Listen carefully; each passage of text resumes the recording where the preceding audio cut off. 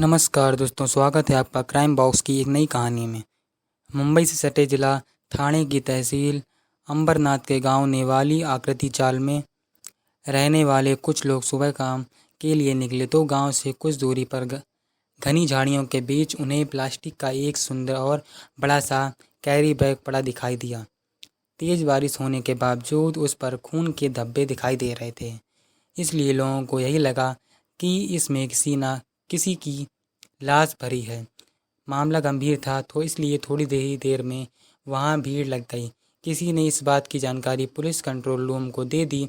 वह इलाका थाना हिल लाइन के अंतर्गत आता था, इसलिए पुलिस कंट्रोल रूम ने यह सूचना थाना हिल लाइन पुलिस को दे दी। सूचना मिलने के बाद ड्यूटी पर तैनात असिस्टेंट इंस्पेक्टर पठार ने कार्रवाई करते हुए सच्चाई का पता लगाने के लिए नेवाली गांव स्थित पुलिस चौकी पर तैनात सब इंस्पेक्टर दंगड़ू शिवराम अहिरे और पुलिस कांस्टेबल शेष राव बाग को घटनास्थल पर भेज दिया।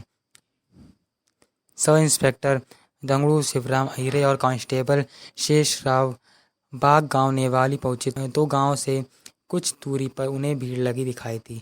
उन्हें समझते देर नहीं लगी कि लाश वहीं पर पड़ी है। उन्होंने वहां जाकर सबसे पहले तो उस कैरी बैग को झाड़ियों से बाहर निकलवाया। गांव वालों की मौजूदगी में जब उसे खोला गया तो उसमें प्लास्टिक की मोटी थैली में एक युवक की लाश को तोड़ मरोड़ कर भरा गया था।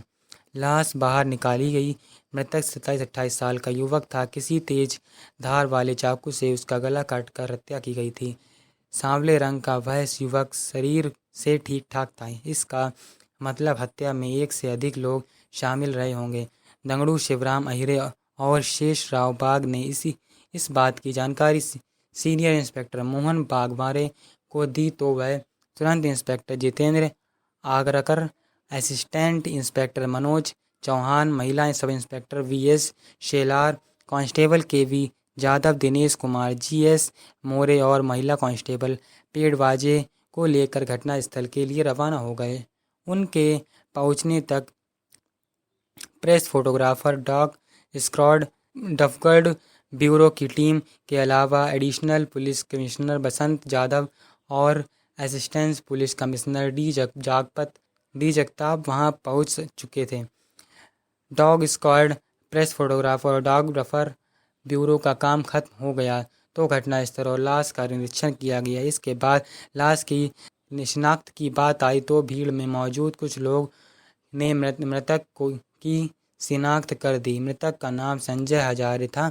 वह अपनी पत्नी अनुभा, एक बच्ची और दोस्त दीपांकर पात्रा के साथ कुछ दिनों पहले ही वहां रहने आया था। मृतक की शिनाख्त होते ही मोहन बागमारे ने एक सिपाही भेजकर मृतक की पत्नी अनुभा को घटनास्थल पर बुलवा लिया।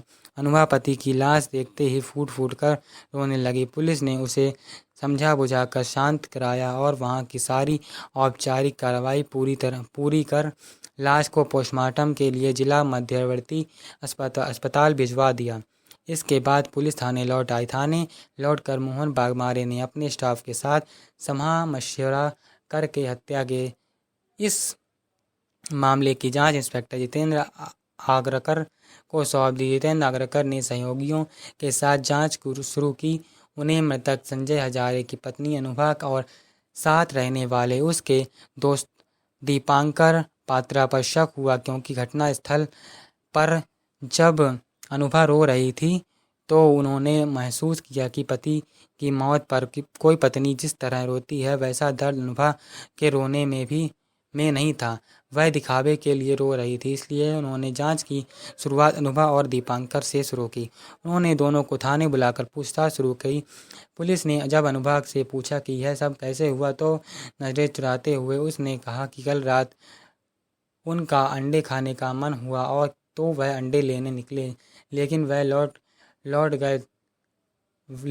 गए तो लौट कर नहीं आए। मुझे लगा कि बारिश तेज़ हो रही है, इसलिए वह कहीं रुक गए होंगे। रात 12 बजे तक मैंने उनका इंतज़ार किया। उतनी रात तक भी वह नहीं आया तो मैं बेटी के साथ सो गई। दीपांकर पात्रा के बारे में पूछा गया तो उसने उसे अपना मुँह बोला भाई बताया। उससे भी पूछताछ की गई। उसने अनभिज्ञता जाहिर करते हुए खुद को निर्दोष बताया। अनुभा का बयान जितेंद्र आगरकर के गले नहीं उतर रहा था। जिस औरत का पति रात को घर न आए, भला वह निश्चिंत होकर कैसे सो सकती है। इसके अलावा दीपांकर ने पूछताछ में जो बयान दिया था वह अनुभा के बयान से एकदम अलग था। अनुभा ने उसे मुंह बोला भाई बताया था, जबकि दीपांकर ने खुद को उसका दूर का रिश्तेदार बताया। इसी वजह से अनुभा शक के घेरे में आ गई। लग रहा था कि किसी न किसी रूप में अनुभा पति की हत्या में शामिल है, लेकिन पुलिस के पास उसके खिलाफ कोई ठोस सबूत न होने की वजह से पुलिस उस पर सीधा आरोप नहीं लगा पा रही थी। पुलिस सबूत जुटाने के लिए वहां पहुंची जहां संजय अनुभा के साथ पहले रहता था, क्योंकि शिनाख्त के दौरान लोगों ने बताया था कि मृतक यहां कुछ दिनों पहले ही रहने आया था। अनुभा और दीपांकर ने पूछताछ में बताया था कि यहां आने से पहले वे अंधेरी पूर्व के गौतम नगर में रहते थे। जितेंद्र आगरकर ने अपने सहयोगियों को गौतम नगर भेजकर संजय की और उसकी पत्नी के बारे में पता किया, तो वहां से पता चला कि संजय और उसकी पत्नी अनुभा के बीच अक्सर लड़ाई झगड़ा होता रहता है। झगड़े की वजह से अनुभा के संजीव सिनारवा के साथ के अवैध संबंध थे। संजीव पहले उसके साथ ही रहता था, बाद में उसे अलग कर दिया गया था। इसके बावजूद अनुभा उससे मिलती रहती थी। जहां जांच टीम के लिए यह जानकारी महत्वपूर्ण थी, परंतु पुलिस ने तुरंत संजीव को हिरासत में ले लिया। थाने लाकर जब उससे पूछताछ की गई तो हर अभियुक्त की तरह उसने पुलिस को गुमराह करने की कोशिश की, लेकिन पुलिस को पूरा विश्वास था कि हत्या इसी ने की, इसलिए पुलिस ने उससे सच उगलवा ही लिया। इसके बाद अनुभा को गिरफ्तार कर लिया गया। पूछताछ में अनुभा और संजीव ने संजय की हत्या की जो कहानी सुनाई थी वह कुछ इस तरह थी। संजय हजारे पश्चिम बंगाल के जिले 24 परगना में वीरभूमि का रहने वाला था। चूँकि उसके यहाँ सोने चांदी के गहने बनाने थे और उन पर नक्काशी करने का काम होता आया था, इसलिए थोड़ी बहुत पढ़ाई करके वह भी यहीं काम करने लगा था। गांव में उसकी एक छोटी सी दुकान थी, जिससे इतनी आमदनी नहीं होती थी कि परिवार का गुजर बसर आराम से हो सके। मुंबई मेहनती और महत्वाकांक्षी युवाओं के सपनों की नगरी है। संजय भी घर वालों से इजाज़त लेकर सन 2005 में मुंबई आ गया था। मुंबई में उसके गांव के कई लड़के पहले से ही रहते थे, इसलिए मुंबई में संजय को किसी तरह की परेशानी नहीं हुई। वह उन्हीं के साथ रहकर सोने चांदी के गहने बनाने और उन पर नक्काशी का काम करने लगा। कुछ दिनों तक इधर उधर काम करने के बाद बोरीवली की एक बड़ी फर्म में उसे काम मिल गया था। यहाँ उसे ठीक ठाक पैसे मिलने लगे, ठीक ठाक कमाई होने लगी, तो पैसे इकट्ठा करके उसने अंधेरी पूर्व के गौतम नगर में एक मकान खरीद लिया। वह अकेला ही रहता था, इसलिए दीपांकर और संजीव को भी उसने अपने साथ रख लिया था। संजीव उसी के गांव का रहने वाला था, जबकि दीपांकर पात्रा दूसरे गांव का रहने वाला था। बाद में दीपांकर ने उसकी शादी अपनी दूर के रिश्तेदार अनुभा से करा दी थी। वह उसका रिश्तेदार हो गया। यह सन 2000 की बात है। चूँकि संजय के पास अपना मकान था, इसलिए शादी के बाद वह पत्नी अनुभा को मुंबई ले आया। उसके मकान में 2 कमरे थे, इसलिए अनुभा के आने के बाद ही उसके दोनों दोस्त भी उसी के साथ रहने लगे। साल भर बाद अनुभा ने एक बेटी को जन्म दिया। सभी उस बच्ची को खूब प्यार करते थे। उनके लिए वह खिलौने की तरह थी, इसलिए वह उसे खूब खिलाया करते थे। कहा जाता है कि आदमी की नीयत कब बदल जाए कहा नहीं जा सकता। ऐसा ही संजीव के साथ हुआ। इसकी भी नीयत अनुभा पर बिगड़ने लगी। उसकी नीयत खराब हो गई तो वह उसके नज़दीक जाने की कोशिश करने लगा। देखने में भले ही सब कुछ पहले की तरह ठीक ठाक लग रहा था, लेकिन ऐसा ना था। अब अनुभा को देखते ही संजीव का मन मचल उठता था। उससे संजय से ईर्ष्या होने लगी थी। जल्दी ही अनुभा को भी संजीव के दिल की बात का आभास हो गया था। संजीव उससे ज़्यादा से ज़्यादा नज़दीक आने की कोशिश में लगा था। सभी सुबह काम पर जाते तो शाम को ही घर आते। सब साथ साथ खाना खाते, हंसी मजाक करते और फिर सो जाते। 2 कमरे के उस मकान में एक कमरे में संजय अपनी पत्नी के साथ सोता, तो दूसरे कमरे में दीपांकर और संजीव संजय और अनुभा की बातें काटी हंसी ठिठोली सुनता तो उसके सीने पर सांप लौटने लगता। उसे संजय से जलन होने लगी। वह सोचता कि काश संजय की जगह अनुभा उसकी बाहों में होती। आखिर संजीव का यह सपना पूरा हो ही गया। अगर अनुभा गर्भवती हुई तो संजय ने ज़्यादा संजीव उसका ख्याल रखता था। जब कभी संजय काम अधिक होने की वजह से देर में आता तो संजीव समय पर घर आकर घर के कामों में अनुभा की मदद ही नहीं करता बल्कि उसके खाने पीने का भी ध्यान रखता। उसकी इस सेवा का पर खासा असर पड़ा और ना चाहते हुए भी वह उसी की ओर खिंचती चली गई। बेटी पैदा होने के बाद कुछ ऐसा संयोग बना कि दोनों के बीच की मर्यादा की दीवार ही ढह गई। पहली बार मर्यादा की दीवार टूटी थी तो दोनों को अपने किए पर पछतावा हुआ था, लेकिन जो नहीं होना चाहिए था वह भी हो चुका था। भले ही उन्हें अपने किए पर पछतावा हुआ, लेकिन उनके कदम यहीं नहीं रुके।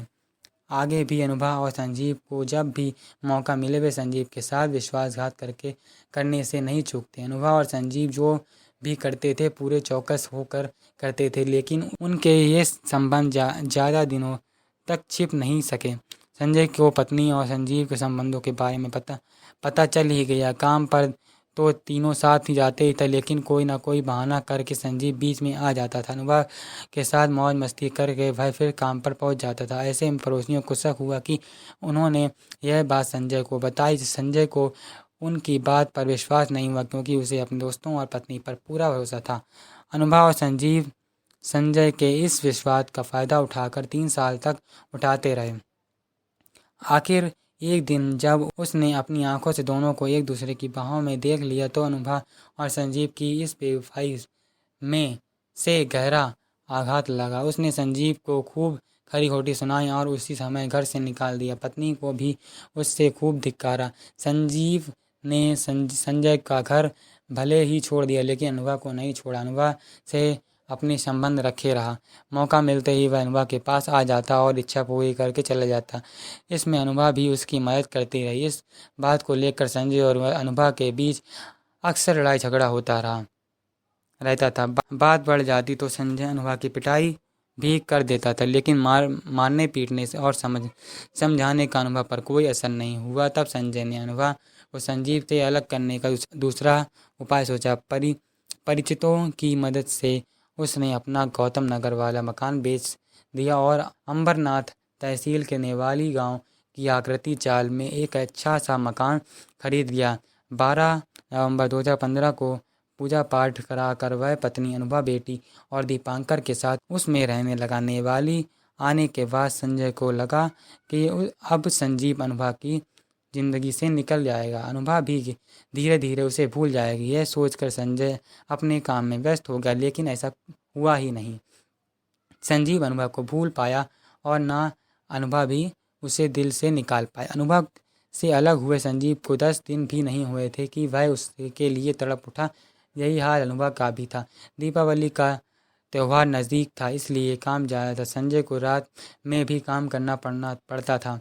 इस बात की जानकारी संजीव को भी थी, इसलिए वह संजय रात में को काम करने के लिए कंपनी में रुक जाता था तो संजीव उसके घर पहुंच जाता था। एक रात तबीयत खराब होने पर संजय अचानक घर पहुंचा तो वह संजीव को देखकर दंग रह गया। संजय को देखकर संजीव और अनुभा के जहां होश उड़ गए, वहीं संजय का चेहरा क्रोध से लाल हो उठा। उसके गुस्से को देखकर संजीव तो भाग गया, लेकिन अनुभा कहाँ जाती। संजय से सारा गुस्सा उसी पर उतार दिया।